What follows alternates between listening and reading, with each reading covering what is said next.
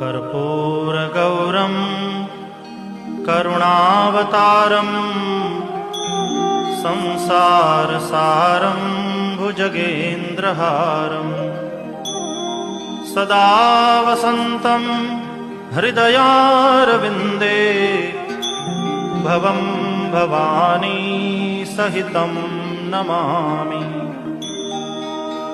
मङ्गलं भगवान् शम्भुः मङ्गलं वृषभध्वजः मङ्गलं पार्वतीनाथो मङ्गलायतनोहरः।